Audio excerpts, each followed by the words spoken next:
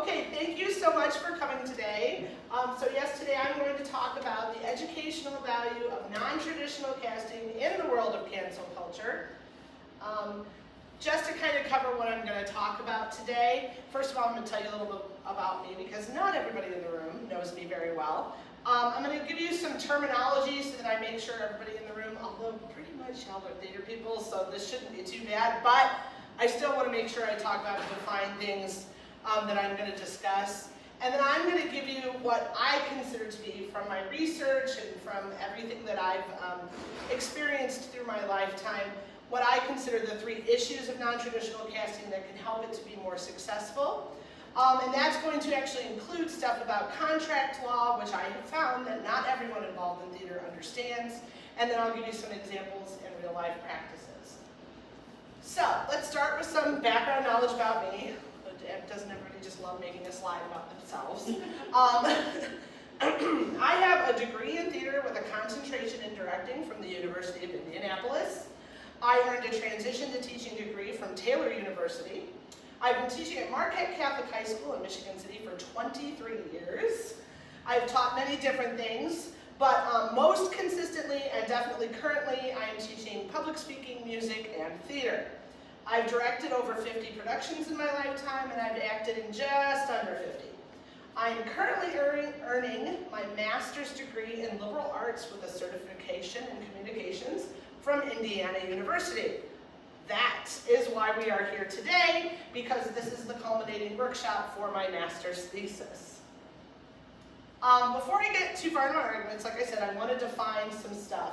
And I want to make sure we're all on the same page as to what exactly I'm talking about. When I began the process of this, I knew what I wanted to talk about, but I kept being bothered by the terminology that I was using and I was finding in a lot of the articles. Because I started with what I have always called and always known as colorblind casting. That was the terminology I was familiar with all the way back to my undergrad studying days. So in his undergrad honors thesis entitled Silencing the Black Body, a look at non-traditional casting in a liberal arts education, Alston defined using colorblind casting in a show as actors are cast without regard to their race or ethnicity. The best actor is cast in the role. Now, that seems like a good, positive practice on the surface because it makes casting about the talent, not the physicality of an actor. However, as Banks states in his article, The Welcome Table, Casting for an Integrated Society in Theater Topics, which is a popular magazine, anyone who is involved in theater should know more about that one. He says, to erase color is to erase identity and legacy. To recognize and appreciate our differences is to know and honor one another's histories and stories. Getting to know someone including getting to know their age, seeing them, right? You physically have to see them, whether it be the color of their skin or their body type. So applying the word blind to the end of any of those categorizations seemed problematic to me because we are not blind. Society is not blind. We see each other when we meet each other. Oh, right, okay. Forget what I'm doing with my own presentation. So, not to mention, me being a high school teacher, I am aware that high school students are hyper-aware of their visible qualities. However, thinking someone looks young or old is very subjective. What a woman should look like versus what a man should look like is very subjective. A person's skin tone can lead us to make assumptions about their race or ethnicity, but again, it is just an assumption. And what is accepted as skinny or fat is also subjective to our own perceptions. In the article Race-Free, Gender-Free, Body-Type-Free, Age-Free Casting, it's a long one, Schechner argues that what constitutes a black or a white person is not some fixed, objective, measurable entity, but a shifting set of circumstances that have emerged in America over the centuries and are continuing to change. What was seen as overweight 30 or 40 years ago is not the same of now, And I know that my concept of old is definitely different than what my concept of old when I was in high school was. Schechner states that all of these constructs are determined by flexible and changing criteria responsive to various social circumstances. Therefore, any use of the term blind in regards to casting to me is simply inefficient. So I moved on and I found the term non-traditional casting. This is a bit broader term from gender blind, race blind, because it is all-inclusive to all of those things, as opposed to making each individual characteristic a focus. Non-traditional casting is casting with actors without regard to race, ethnicity, gender, body type, or age, and once again, concentrates on the best actor for the role. Now, this is not a perfect term, because it implies that casting with regard to those things is traditional, and hence perhaps the normal way of doing things. But remember, Schechner argued that many of these categories are subjective and ever-changing, so there is no normal. Okay? That is why non-traditional casting is my preferred terminology and how I moved forward from there. Now, my focus today isn't just on non-traditional casting, but how it is affected by the current cancel culture in our society. Williams, in an article in 2021 for the University of British Columbia entitled "Questioning the Productivity of Cancel Culture in a Time of Extreme Change," defined cancel culture as a common phrase used to explain the ways in which we no longer support those who have exhibited racist, sexist, abusive behavior, and all other unethical practices from anywhere between now and 40 years ago by way of the internet. Now, I am all for people learning that they can't just post anything on the internet and think that it is okay. I spend a lot of my time explaining that to my students. However, I also believe in such incidents as teachable moments, not an excuse to attack someone or ruin a career. Now, theater is an art form, and therefore there will always be people balking their opinion and criticisms about casting choices. But I am hoping to discuss some things to consider today before jumping to judgments. So, let's start this discussion. I want you guys to take a couple of moments to discuss with the people around you the questions that I have listed here. I realize some of you are more involved in theater than others. Some may not have been involved in educational theater. You can skip the first couple of questions if they don't apply to you. If you're not a theater person per se, which I really believe there's one of you, welcome and thank you for your interest and attendance. Second, for the last few questions, have you ever seen a production or possibly even a movie where there was non-traditional casting? Please share your thoughts on that. I'm going to give between 8 and 10 minutes for this discussion. So please turn, meet each other, say hi to each other, learn a little bit about each other.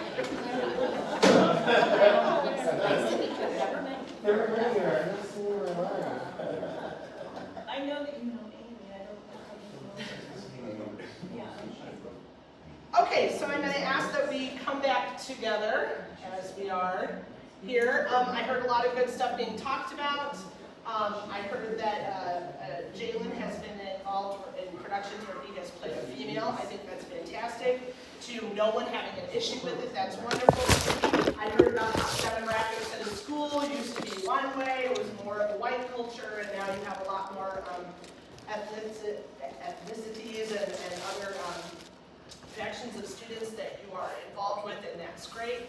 And we talked down here about some terminology that has changed over the years and how into our culture, into pop culture, things are starting to appear and people need to start adapting and we need to bring that into the world without the cancel culture, without judging people for without knowing that it can be a teachable moment. So I really love it, and I love hearing all the groups that everybody's involved in. And it's the amount of educational theater in our area that kind of led me to the necessity for this discussion. There are large numbers of youth theater programs in Northwest Indiana. I'm kind of proud of how many for what are considered small communities that we have. So I brainstormed a few, and I'm sure I missed some, so if you know some, feel free to let me know. from before, but just from, so LaPorte County, I know as far as schools go, we've got Michigan City High School, Marquette Catholic High School, and LaPorte. They all have active theater programs. Now, if I'm missing a school or something, it may be because they just don't have an active theater program, and I did do some background research on that. The youth theater organizations we have in town is the Center Stage Youth Theater, and then we have workshops and programs that some of our community theaters do, like over the summer they'll do a 2-week program, and LaPorte Little Theater and Footlight both have those. In Lake County, we've got Andrea, Bishop Knoll, Crown Point, Hammond, Hobart, Maryville, Lake Central, tons of places doing very active high school theater programs. Their youth theater organizations that run year-round are Regional Performing Arts and the Seedlings Theater Company. And then workshops and programs that I have seen advertised would be Ross Theater and the Hammond Community Theater. In Porter County, we've got Chesterton, Portage, Valpo, Wheeler, great theater programs there. The organization they have is Premier Performance. If you haven't heard of them, they're great too. And then just workshops and programs that I could find via the internet were through Chicago Street Theater and Memorial Opera House. That's huge for our small, tiny little community. I just felt it was so important to have this opportunity to discuss the importance of being educated on current issues with non-traditional casting, as I believe all of these groups are faced with making such choices at some point. So, let's talk about diversity. We may have an abundance of programs, but we don't necessarily have an abundance of diversity. Current cancel culture demands that we be more diverse in our casting choices. However, and yes, I know I use dictionary.com, but I'm telling you, I had to. There are a million ways I could define this, but this was the cleanest, most concise, and then it went along. Several of my sources actually cited it, so I went with it. So dictionary.com defines diversity as the state or fact of being diverse. So in his 2013 article, Diversity in American Theater, From Catchphrase to Meaningful Change, Stillwell points out that by this definition, diversity is a noun and not a verb. That means it is a state of being and not something you can do. Hence, one cannot perform diversity. It is a state of being diverse, can only be achieved if there is a variety. Now, community theaters in our area don't really keep track of their demographics. However, a quick look at highschools.com can show you the demographics of some of our regional high schools. So, in LaPorte County, the private high school, as well as one of the local schools, have a predominantly white demographic, with City having a larger black population and Marquette having a bit more diversity in other categories due to its huge international program in the school. In Lake County, the demographics are very different, but you can't really say they're more diverse. Their numbers are just as heavy in one direction. The direction is what is different. So, this is a good illustration of how high school theaters have to deal with the diversity or lack thereof that they are given. This is why educational theater needs to be able to work within the idea of non-traditional casting as a viable option. So from my research, I formulate that successful non-traditional casting in educational theater comes down to 3 issues: awareness, knowing your audience, and intent. And I will refer back to this lovely poster of Sister Act a little bit later. So take a nice good look at that there. It's a great poster. So let's talk about awareness first. Awareness of the talent pool you are dealing with. Let's talk about that first. In the world of high school theater, one does have to consider what actors they believe they will have and where their talents might fit in order to choose their shows for a season. This is not like pre-casting, when a director has made casting choices about a show before auditions even happen, which shows favoritism and doesn't give everyone an equal chance at roles.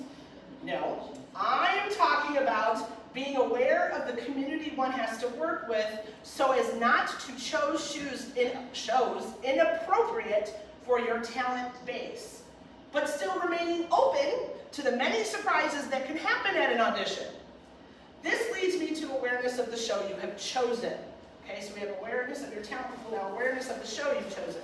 What I mean by that is You have to know what the demands of the show you are producing are, as well as the casting requirements as written in the script. If you want to change any of those things, you must do so according to the confines of your contract. And that's where a lot of people fall short. Whenever a director chooses a show, they have to sign a contract with the rights and royalties company. Within that contract, there is always legal jargon explaining what can and cannot be changed, and if one wants to make changes, how they can go about doing so. Yes, so that leads me to what is on this slide, which I'm sure you've already been staring at for 5 minutes. Poor public speaking on my phone. Okay, so the current Music Theater International, which we all love and hate at the same time, this is their verbiage in their contracts for what you can and can't do with choosing plays and changing things in them. Under federal laws and under terms of the production contract, you may not make any changes to the play, including but not limited to the following. You may not delete in whole or part any material in the play as embodied in the MTI rented materials. You may not make changes of any kind, including but not limited to changes of music, lyrics, dialogues, sequence of songs and scenes, time period, setting, characters or characterization or genders of characters in the play. You agree that any proposed change, addition, omission, interpolation, or alteration shall be first submitted in writing to MTI. The use of makeup to alter a performer's race or ethnicity, blackface, etc., is strictly prohibited under this performance license. You will not get approved for that no matter what. There is no reasoning in the world, nor should there be, that that is acceptable. Okay, that is the world that we live in. Now, you can have an opposite gender, if you read this carefully, you can have an opposite gender play another gender. So you can have a male play a female as long as they play it as a female, because you haven't changed the gender of the character. You have merely used another person to represent that. In other words, using the right actor for the role, as we've already discussed, being the good thing to do. Okay, so now let's talk about my second point, knowing your audience. This is the second way of using non-traditional casting effectively. So, where do you present theater? Is it a conservative area or a bit more open-minded? Who generally makes up your audience? What kind of age groups are we talking? How involved is your administration, whether it be a board of directors or academic administration, involved in your decision-making? If your audience can handle the themes you are presenting them and will accept your non-traditional casting choices in the respect that you met them, then move forward. This is what the director at Turlock High School in Modesto, California thought they had done with their recent production of Be More Chill. Maybe some of you heard about this. After only one performance, their opening night, which was advertised with parental guidance recommended and the mention of adult themes, the complaints started coming from parents and the administration, and the show was shut down by the school board of the district before even having a chance for a second performance. So even though the administration had been told the show choice, they either hadn't really looked at it, or they were okay with it until parents started speaking up. Parental peer pressure can definitely be a factor in schools. Administration needs to decide if they will defend the teacher, who technically did follow all the right protocols, or if they will bend to the pressure from the parents and take the rest of the experience away from the students. Luckily, in this case, it had a happy ending because it caught the attention of the show's creator, Joe Iconis, who used the internet for good and made such a stink that the school board was forced to honor the theater's contract with the performances. However, I'm sure that choices made by Turlock's theater department will now be under a lot more scrutiny from their administration from now on. So you decide how good that is, how not. So, I've done a lot of talking. Let's take another minute or two, talk to each other. Has there ever been a time that you have done a show and used non-traditional casting and it was to great success? Like it's your favorite thing, you're so glad that you made this particular decision. Take a couple minutes and think if anybody's ever done this. I'd love to hear that.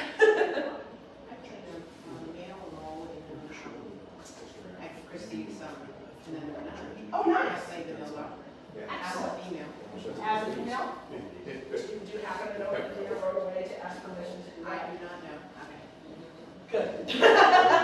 I'd rather you say you don't know, I'd be like, yeah, we didn't. I just assumed you were fine. Right, got it. Yes. What?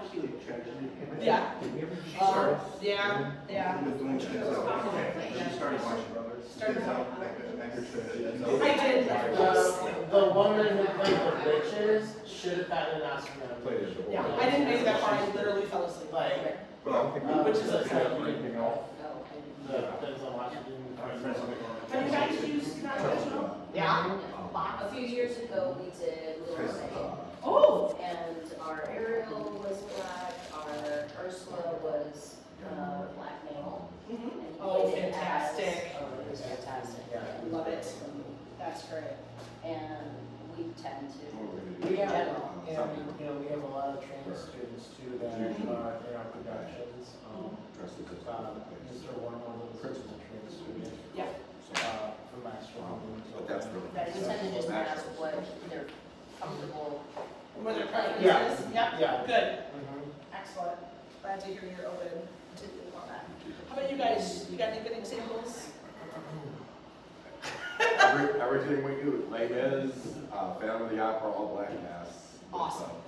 Our last, well, not this last Beauty and the Beast, but the one in 2017 had a black Belle, and she played Cinderella just the spring before that for us. So yeah, almost every show we do is. Oh, I love it. So our community's full of it. That's fantastic. I absolutely love that that's happening. Shakespeare's to me is a whole other conversation. Yeah. Because No, right. that no longer includes rights and royalties, so people leave it way up to interpretation. But again, there are still some wrong choices there. It just kind of depends on, your view. So I would love to have that conversation with you one day, but today is not that day. Or at least this workshop is not that day. Okay, so your theaters have obviously made these decisions based on the diversity and the casting choices that were laid before them. However, someone in another community with different casting choices might not understand your choice and be appalled that you would produce a show in such a way. That is called gatekeeping. This is more of a slang term, so I turned to Urban Dictionary for this one. Gatekeeping is when someone takes it upon themselves to decide who does or does not have access or rights to a community or identity. So in other words, when one high school theater director admonishes another high school theater director for using non-traditional casting that they don't agree with, then they put the casting director down and diminish their status as a director. Sounds awful, right? Let's talk about a real life example. Remember my Sister Act slide? So I'm going to talk about this. So, a person, we're going to just refer to them as R because this is a Facebook conversation from high school theater directors group that I am a member of on Facebook. So I have everybody's just first initial and then the rest of their name blacked out. So this person, R, thought that they were asking for help from a group of their peers. They asked for some help because they were doing Sister Act and they didn't have an African American student audition and therefore had cast a white actress as the character of Dolores. The teacher was not asking for advice on their casting choice, but rather wanted to know if anyone else had encountered the same situation and what changes to the script they had gotten permission to change from the company. And asking for that, the director could then write away for the changes, already knowing that they'd been approved once and save himself some time, right? Here are two responses that this director got right off the bat. Jay says, "Why are you doing Sister Act with a non-black Dolores? It's literally inexcusable."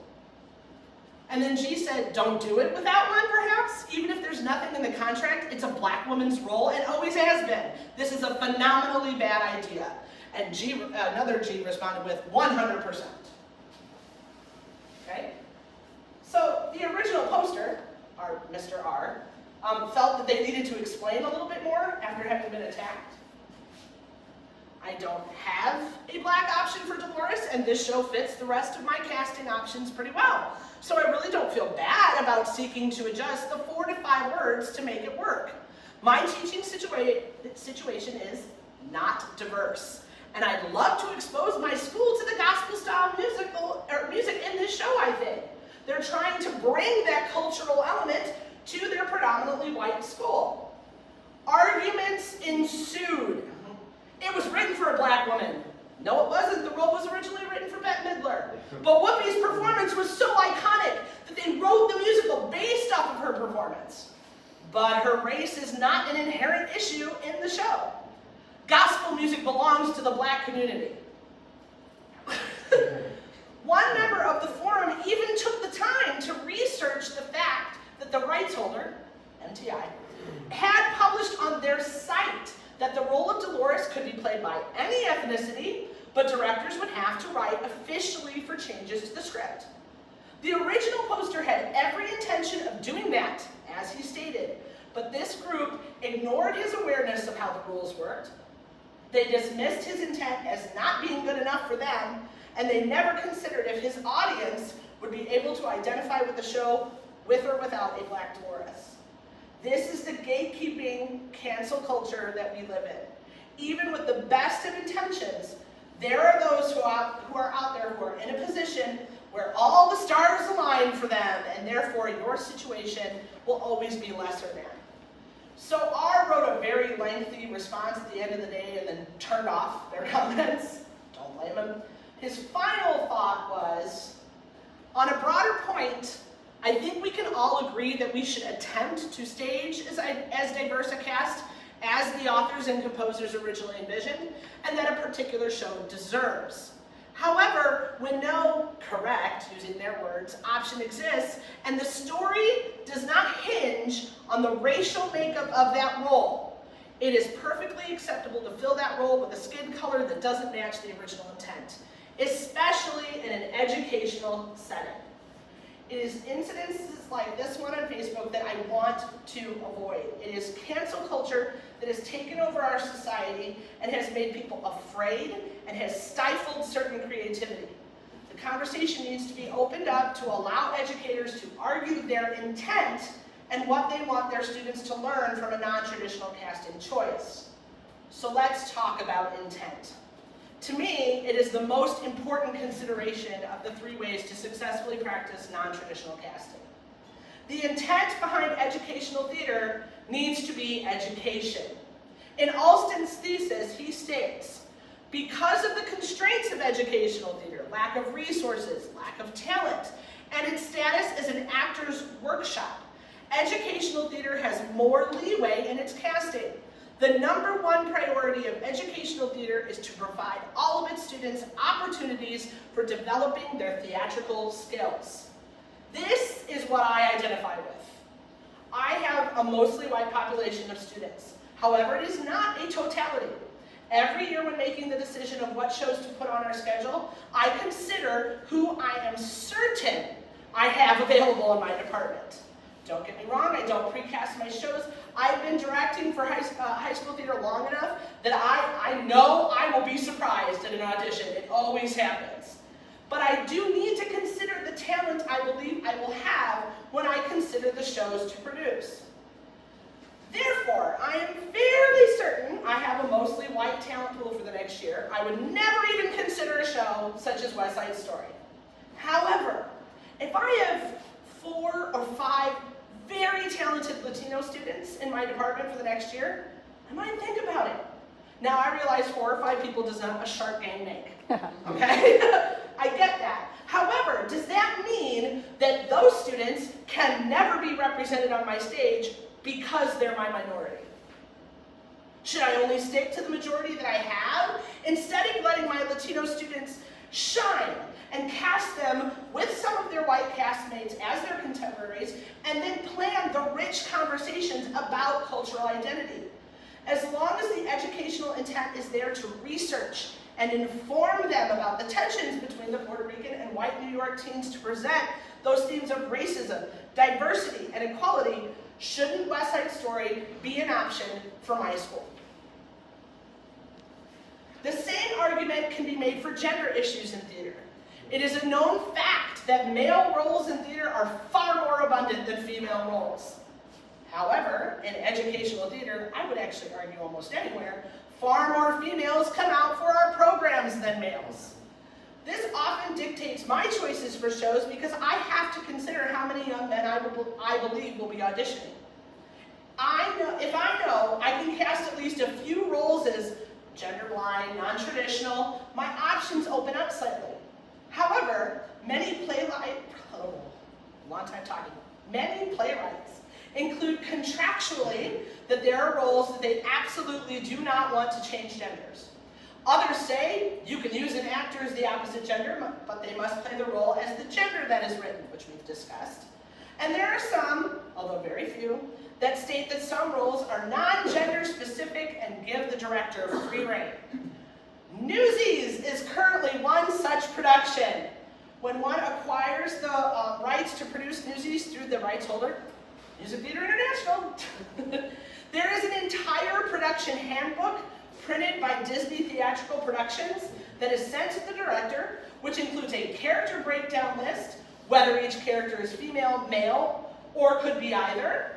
According to their breakdown, Newsies has 11 male roles, 4 female roles, and 10 roles that are gender flexible.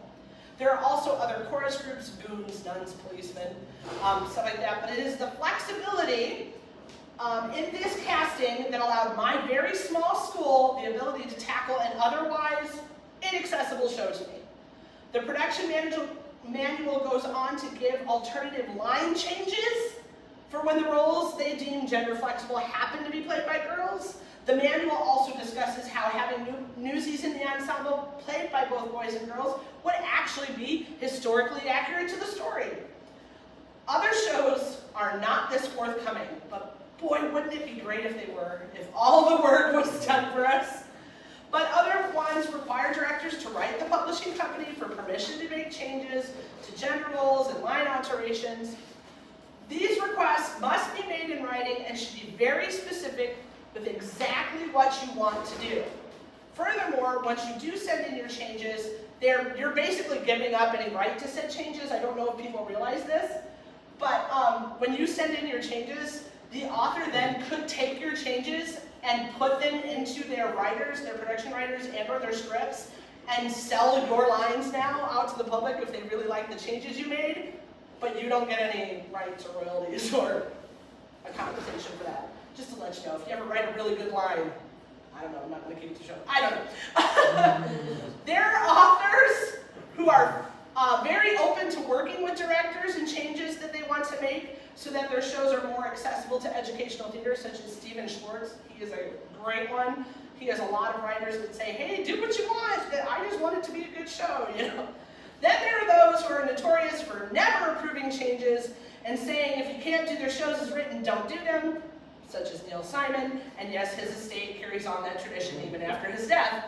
The newest trend is certain groups have started writing school editions of their shows, so if you don't want to write away about changes or don't quite understand the legal aspects, perhaps look up a school edition to see if that makes that more accessible to your program.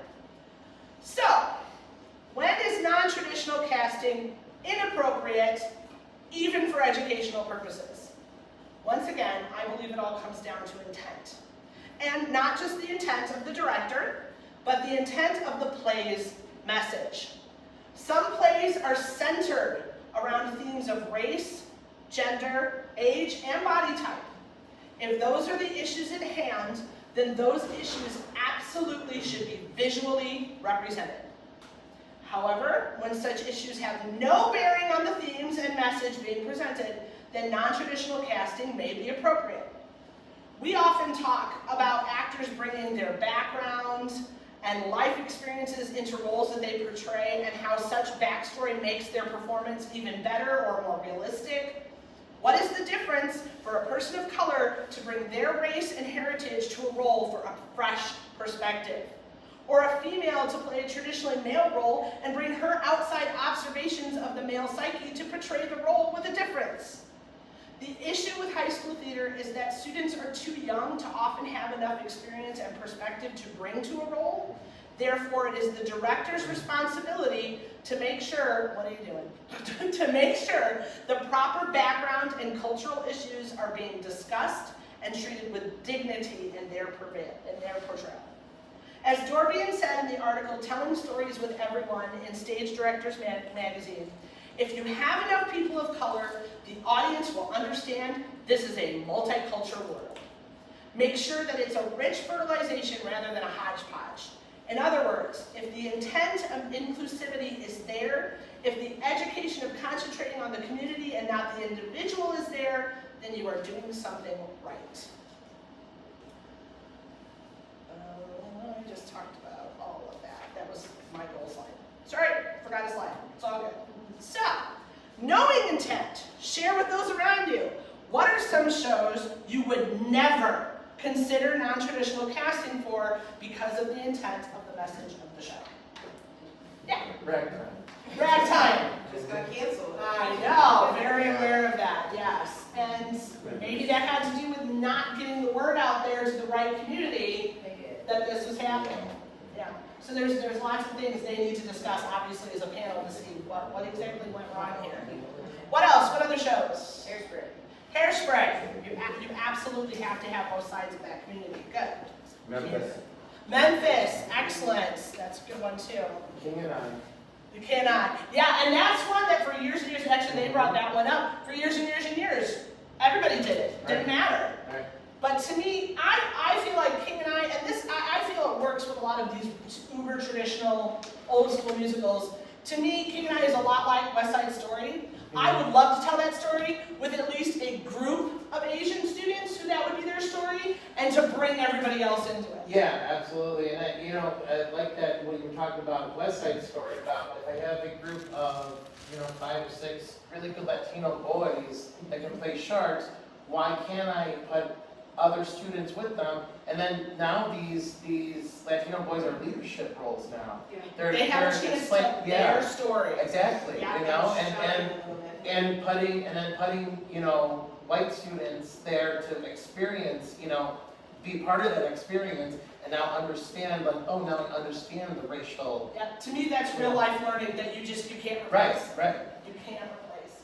So excellent, wonderful. I think that's great. So my goal here today was to start this conversation. My hope is maybe our discussion today inspired you. Maybe you were able to make a mental checklist of shows you feel you can now bring back to your respective theaters and keep this conversation going there. But most of all, I hope that you don't feel afraid to explore this topic and continue the conversation about it because you've learned some tools to approach it effectively in educational theater. And when someone else opens up a conversation about non-traditional casting and is attacked for even bringing up the idea, you can help them lead others to a more positive discussion. If you would please do me the great honor of either clicking on the QR code and taking my little survey there, or you can just use the website initiative. Thank you so much for coming today, and I appreciate your time.